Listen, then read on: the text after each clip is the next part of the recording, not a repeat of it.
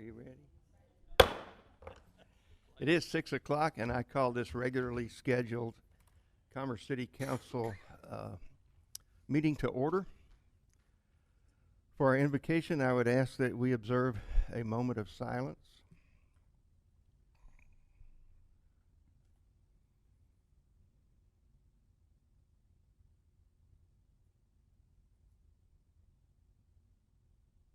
Thank you.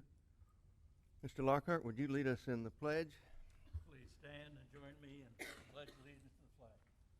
I pledge allegiance to the flag of the United States of America and to the republic for which it stands, one nation, under God, indivisible, with liberty and justice for all.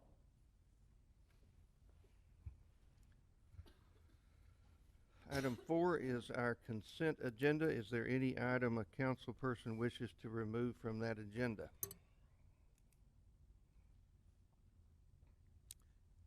If not, is there a motion? I'll move that we accept the consent agenda. I'll second. All in favor, say aye. Aye. Any opposed? That motion carries. Item 5 is presentation to City Council by members of the public according to the rules stated in the agenda. I have no cards. Is there anyone who would like to address the council? If not, we'll go to item 6, discussion and possible action on the approval of the Dixie Youth Baseball Child Protection Plan. Mayor, Council, this is Howdy Lisenby, City Manager. As y'all are aware, we are gearing up to have a rec league for baseball, softball, and t-ball. And our baseball leagues participate in the Dixie Youth Baseball Program. And in 2018, Congress passed a federal law that's called the Protecting Young Victims from Sexual Abuse and Safe Sport Authorization Act, or it's known as the Safe Sport Act. And that requires all youth sports leagues adopt a child protection plan. And so Dixie Youth has put together a plan that satisfies the requirements of that federal law, and there are portions of it that are requirements that you have to have, and then there are portions of it that are recommendations that they want you to do something like what they recommend. It doesn't have to follow it exactly. And so we brought this plan to the Parks Advisory Board and let them review it and discuss it. And in their meeting last night, they voted unanimously to recommend that the council adopt this plan as it's presented. One conversation piece that came up is regarding the standards for background checks. And so briefly what the standards are is that anyone that has been convicted of a sexual offense or a violent felony is banned for life.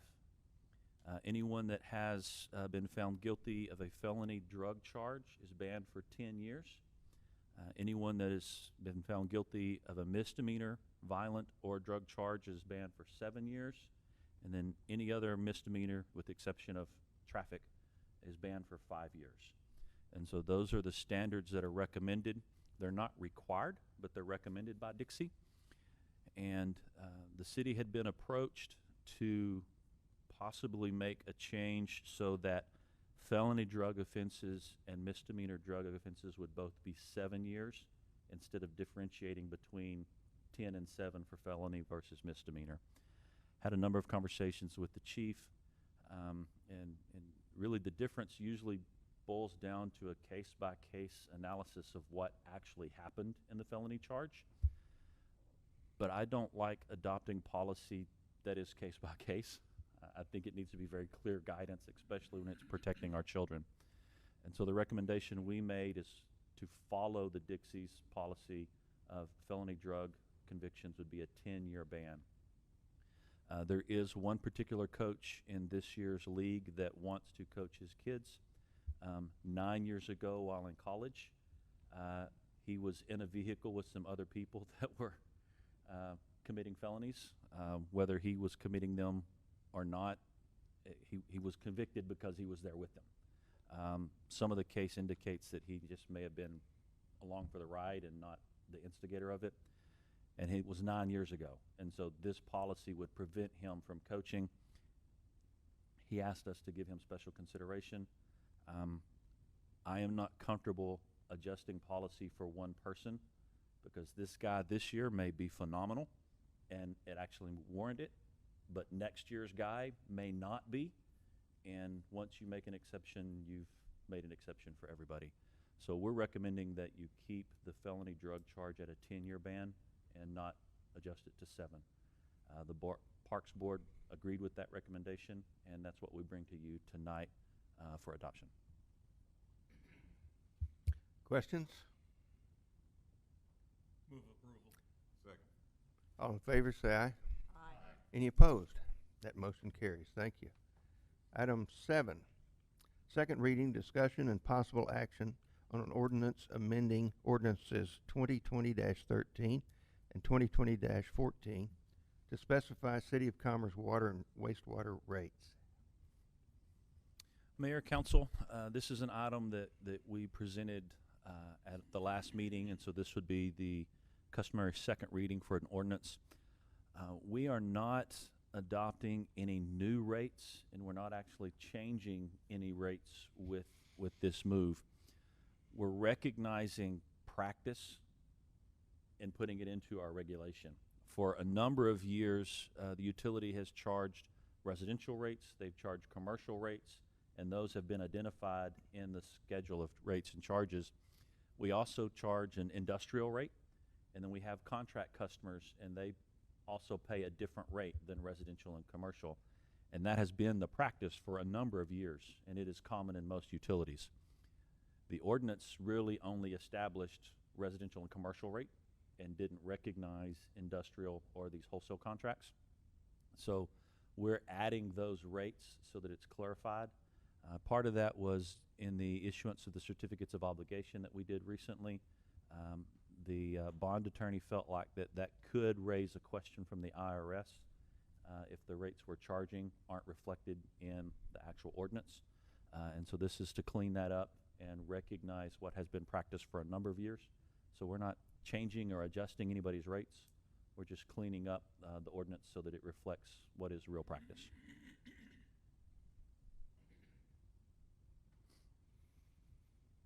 Is there a motion?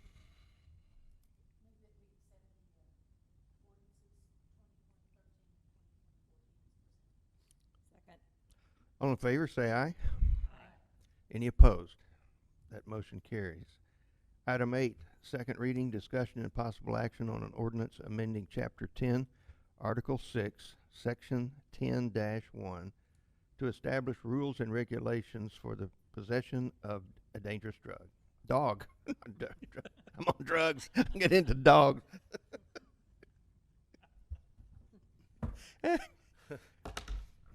Good evening, Mayor and Council. On your list, it lists Lieutenant Belitz is presenting this. He had a family problem, so you're stuck with the B team, and I'll do my best to go through this. This is a second reading. It's the same as the first one. There was a minor change that we made on the first reading. It listed a civil penalty. The law already provides for that civil penalty, so it has been removed. It's already built in. It was actually more strict than what we had in there. That is the only difference. There's no other change. If you have any questions, I'll try to answer them. Clay punted it to me, so I'll do my best. If not, we ask that you approve. Any questions? Is there a motion? Motion approval on second reading. Second. All in favor, say aye. Aye. Any opposed? That motion carries. Thank you. Item 9, second reading. A consideration and possible action on an ordinance amending Chapter 90, Traffic and Vehicles, subsections 90-101A2 and A3 of the Code of Ordinances of the City of Commerce to amend the official traffic parking map and the official traffic no parking map to designate a no parking zone on both sides of the Highway 24 East frontage road, beginning at the intersection of Culver Street and continuing north to the crosswalk immediately adjacent to the Health Science Building, and providing a penalty and providing for an effective date. Once again, this is a second reading. There have been no changes made since the first reading. As the mayor stated, this is out on the East Service Road between Culver Street, going up to the crosswalk near G Lake. It's a very congested area. We have the university support on this, and we ask for approval. Is there a motion? I move to be accepted. All in favor, say aye. Any opposed? That motion carries. Item 10, second reading, consideration and possible action on an ordinance amending Chapter 90 Traffic and Vehicles, subsections 10-101, A2 and A3 of the Code of Ordinances of the City of Commerce to designate a no parking zone on a portion of the west side of Bodark Street between Live Oak and Lee Street, providing a penalty and providing for an effective date. Mayor and Council, once again, this is a second reading. This is a no parking, making the west side of Bodark Street, going from right there around the cleaners all the way down to Lee Street at the university, no parking. It's already no parking on one side. This would make the complete street no parking. It's a narrow street. It's a main furrow through going into the university. It gets pretty congested, and we have plenty of parking elsewhere. So we're looking at making this no parking and pushing that traffic back on campus. If you have any questions, I'll be glad to answer them. Is there a motion? So moved. Second. All in favor, say aye. Aye. Any opposed? That motion carries. Thank you. sir. City Manager's report. Mayor, council, in an attempt to prevent us from setting any records for a speedy council meeting, Slow us down, please. we just have a handful of items to cover in the city manager report, and so I'm going to let Ms. Jamie start us off with an update on some of our financial numbers.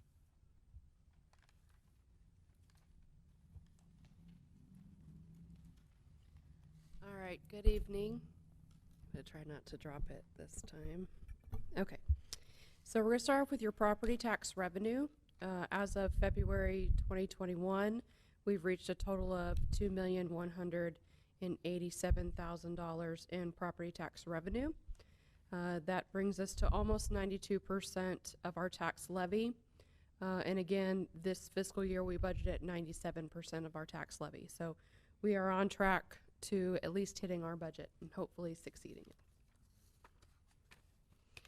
it. Moving on to sales tax. In the month of March, we received $97,000 in sales tax revenue, which is the city's portion.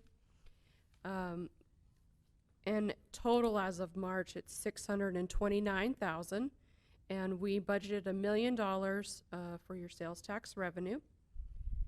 And so as of right now in March, we're already $24,000 above that in March only, above our budget numbers. And I have received the February confidentiality report, but not the March. So the numbers that we have available for you are based on February's numbers. So this first table that you're looking at represents the top 10 categories of sales tax and who pays sales tax to the city. The spike in February numbers accounts for the dip in January numbers, and this is related to the timing of payments made by a specific person who will remain nameless. So going on to the next is a breakdown, and this is a breakdown for your retail. So the first graph up on the top left represents a breakdown of your retail categories in the month of February. And then on the right-hand side, you have your retail trend, overall retail, for every month for the past 4 years. And at the very bottom is our online sales, which is another trend for every month for the last 4 years. Online sales, we know, have increased, and a lot of this is due to the law change that says that we are entitled to our sales tax from online sales. So we've seen a big increase, it continues to increase. I'm pretty sure I help with that with all of my Amazon purchases. So that's what I have for sales tax and property tax. Do you guys have any questions for me? Wonderful. Thank you. Thank you. All right, Mayor, Council, calendar of upcoming events. I will take a couple of these and then I'll let Ms. Molly talk about a couple of them. As y'all may remember, we brought an intern from the university onto the team, a young man by the name of Ricky Brown. He's a Commerce native that has been here and has joined our team right now as an intern working on recreation programs. And part of his internship requires a project to be done that is in line with his degree. And so if you're, most everybody's familiar with the NFL program, punt, pass, and catch, I think, is what they do. And it starts off at a local level, kids compete, and then over time you're able to actually make it all the way to the Super Bowl.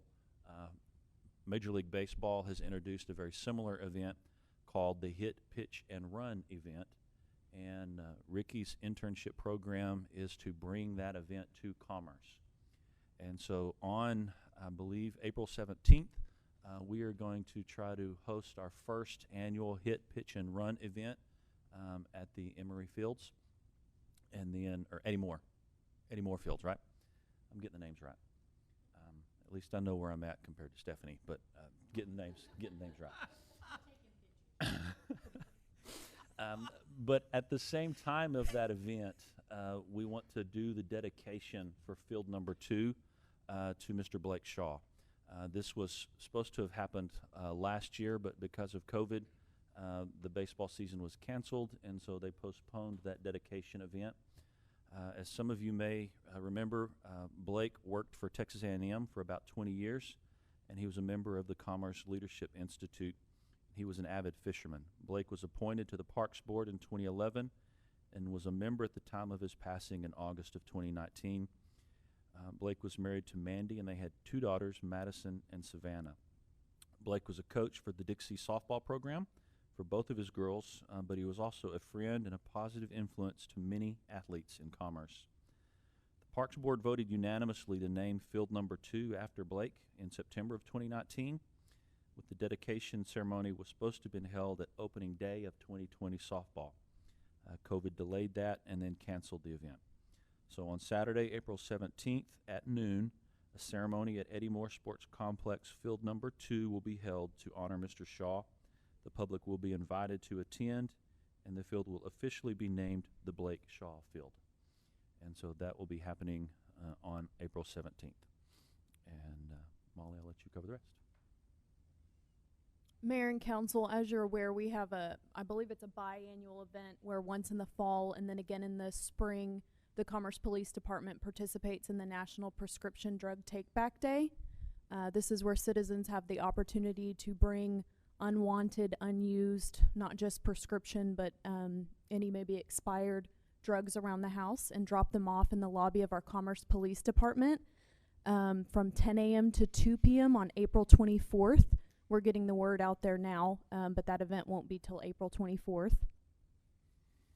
And then the Chamber of Commerce, I know, is very excited to be able to host their annual car show this year on the downtown square, and that will take place on May 1st. So I think we'll probably be bringing to you a street closure in April in support of that event. So those are the events that I had coming up for you.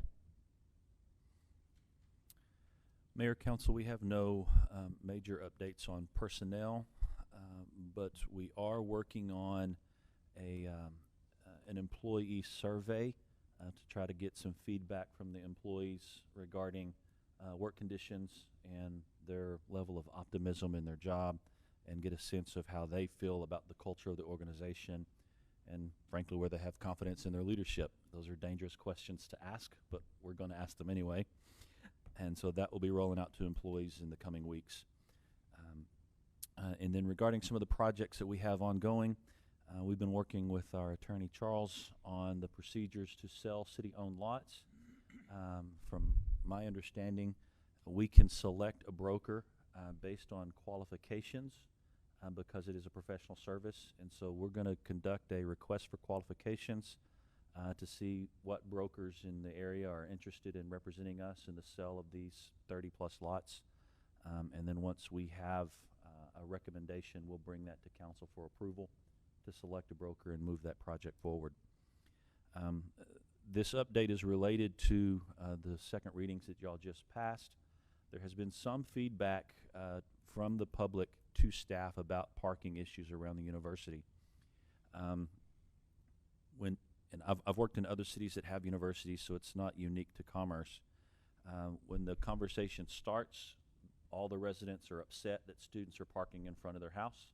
So you take measures to address that issue. And then they become upset because they can't park in front of their house either. And so our next step, and we're working with Charles and some of his team to investigate ordinances.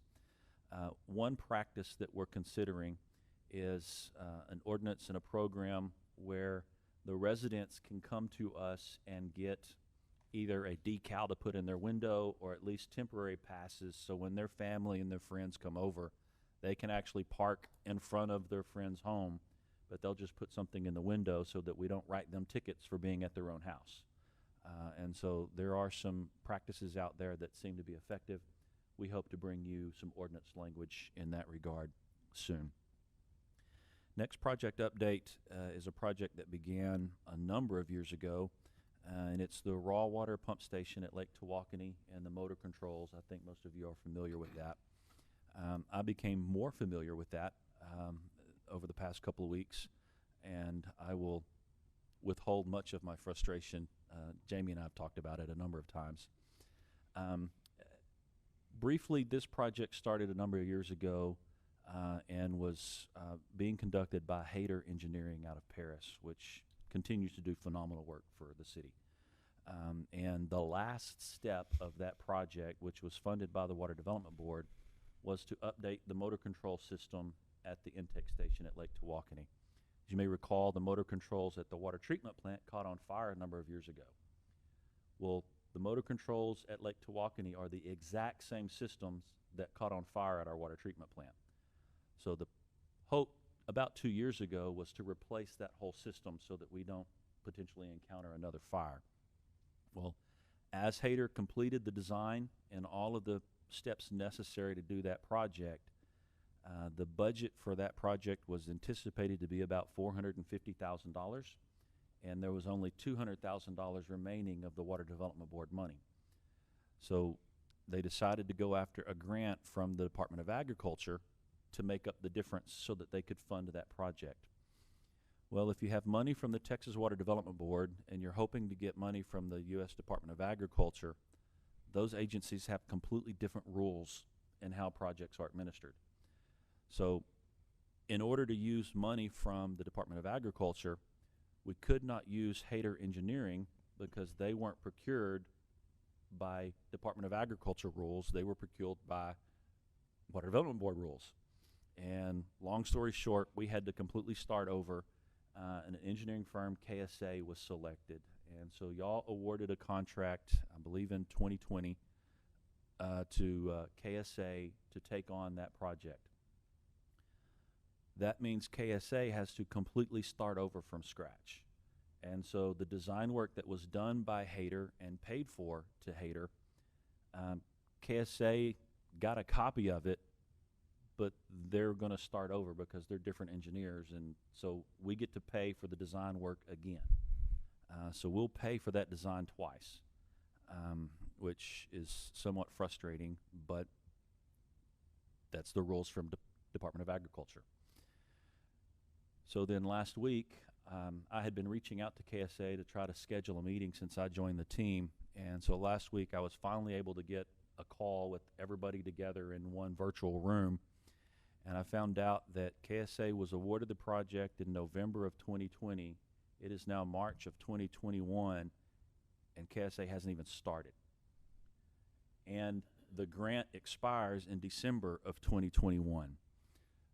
So we instructed KSA to start asking for an extension on the grant project, and we had a really good meeting that they're going to get in gear and get started. So I was able to coordinate. They blamed Hayter, and I talked to Hayter, and Hayter had never even gotten the request from them that KSA had stated they had given. So I got all the information from Hayter last week, handed it off to KSA. So as of right now, KSA has everything they need to get started, and I believe they are moving on that, or at least they better be after the conversation we had. But the final piece that was somewhat frustrating for me is that in talking with the KSA engineers, I am not an electrical engineer. I'm not an engineer at all. But the electrical system at the raw water intake is a 2400 volt system. And so I asked them, well, in light of the storms we just had, we're adding a generator to our water treatment plant. I want to add a generator to the intake station, because if we lose power, we can have a generator run in the water treatment plant and have absolutely no pumps to push water to us from the lake. So I said, I want a generator at the intake station. Their response was, we don't think you can get a generator for a 2400 volt system. But that's what they were going to design, is an antiquated 2400 volt system. So I instructed them to take a couple of steps back, since they're starting over anyway, and see what it would take to upgrade that to a more current industry standard voltage system so that we could get a generator. And so that's the direction we're going. But it looks like we were going to pay twice for a design of an antiquated system that doesn't allow for backup generators. So I believe we're correcting all of that, and I will keep you updated as that project moves forward, because the goal is to have an upgraded electrical system that allows for a generator so that we can survive another catastrophic event like we had in February. And so that's the update on that project, and I will smile and keep you updated as we move forward. Two more of these are going along swimmingly. Y'all approved some work at the airport for a new fuel farm. That design work has been completed, and we're getting ready to release those bids out for construction. So we'll probably bid that out in April and hopefully award in May. So you should see a construction contract in the very near future for the fuel farm at the airport. And then finally, the wastewater treatment plant has 3 aging pumps that typically aren't working at any given time. As y'all are aware, we awarded a contract to Hayter to complete the design of that work. We have the funding for that work. Design has been completed, but some of the funding comes from the Water Development Board, and so they are reviewing the design right now, and as soon as the Development Board approves that design, we will bid that out for construction, and that project will be moving forward fairly quickly. And so those are the major projects we have in front of us. Do you have any questions? Is the taxiway project complete? It is not complete, but it is still underway. As you can imagine, we had to award some bad weather days, and so it's not recommended to lay asphalt in really cold temperatures, and we had a number of those cold temperature days, and so they are behind in the asphalt work, but I think you're actually going to get a better project by letting them wait. It's still moving forward, and it will be completed, but it is not finished yet. Finally, with the recent changes to the state's recommendations for COVID mandates, wanted to talk briefly about what the city's doing at City Hall. Prior to the state's announcement, we were open by appointment, and we're recommending that citizens that come in wear a mask if they felt they needed to. We're not changing any of our position at this point in time. We're starting to see COVID numbers back from Hunt County, and until we see a pretty significant shift in COVID numbers for Commerce or for the county, we're going to continue to be open for business by appointment. We every day have a number of people that come to the door. We let them in, we serve them, but we're doing it cautiously. And so that continues to be our position, and we'll be happy to answer any questions.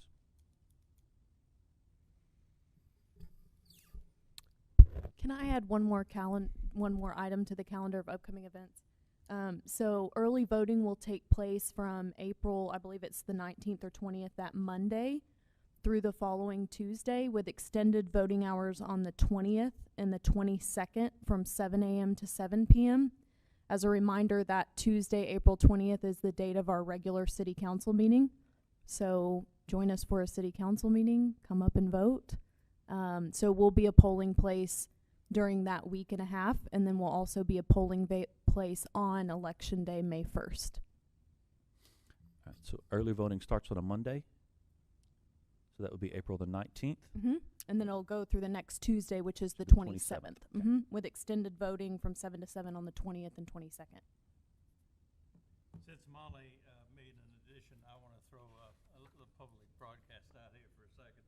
Rotary Club is running a blood drive on Thursday, March 25, between 9 and 3. The Carter Blood Bank is in sorry shape. They are really uptight because the law of we don't have enough blood is not an acceptable condition for any of us. So if you have some blood you can spare, please join us.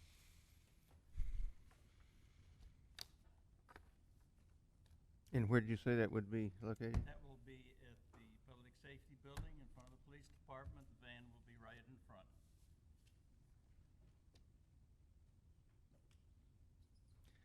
Any other announcements? There is a need for an executive session. We will meet under the law parts 551.0711 and 551.0712 and have updates on Amir Rahman versus the City of Commerce, case number 85096 Hunt County. Amir Rahman versus the City of Commerce and Ned Muse, case number 89253, 354th District Court. It is now 6:31. Is there a motion to go into executive session? All in favor say aye. That motion carries. Thank you. We couldn't be through at 6:52. 52 minutes. Couldn't be.